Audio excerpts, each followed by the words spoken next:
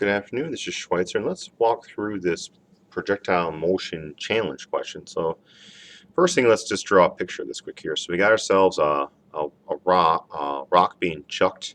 Maybe you have some disgruntled neighbors, and you're going to throw a 100 meter per second. That's Holland, by the way.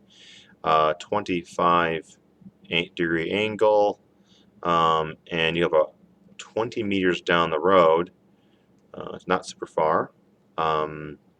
You need to get over the top of a wall that is 3 meters in height. And of course, you're hoping to get over the top to give your neighbors a wonderful little surprise. All right, so we're looking to find, essentially, we want to find yt, where t is the time it takes the ball to get to the wall. Time to wall. Okay? So time is almost always one of our first things we're to find because it's shared between both x and y components. But when I see this guy, I'm like, okay, let's take a moment. Let's get our values for this guy. X velocity and the y velocity. So x velocity is going to be just the magnitudes will be 100 times the cosine of the 25 degrees.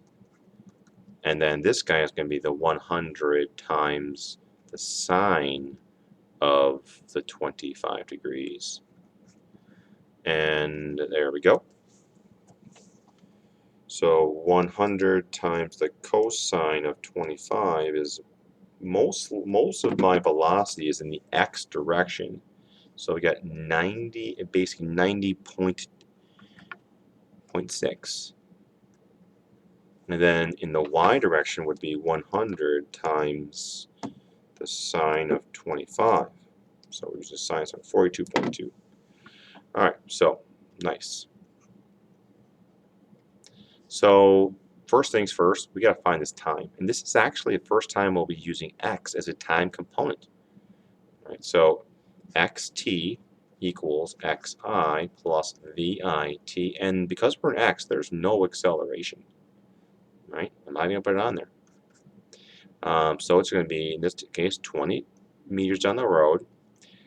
0 is our starting point, and then the VI is in the x direction is 90.6 t. So we don't spend much time getting there. It's getting there pretty quick. 20 divided by 90.6 is, all right, 20 divided by 90.6 is going to give us 0.22 seconds. Bat of an eye, we'll be there. 0.22 seconds. This thing's huffing along pretty quick. And now we're going to use this time in the y component. So yt equals the original position, yi, plus velocity initial times time plus 1/2 at squared. Okay, so at this point, I'm looking for this guy. 0 plus velocity initial in the y component is the 42.2.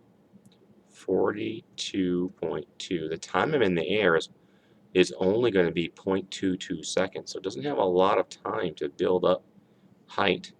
Plus 1/2, negative 9.8, and then 0.22 squared. All right. Square the 0.22 squared, and then times negative 9.8 times 0.5 equals negative 0.23. All right. So this component's negative 0.23. And what is this guy? 42 times 42.2 times 0.22 equals 9.2. All right. So looking good depending on which side of the wall you're on. Add them together and we get really close to just 9.0 meters.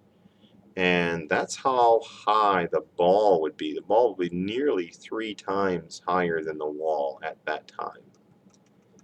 All right, and there we go. We'll stop there for now. Thank you.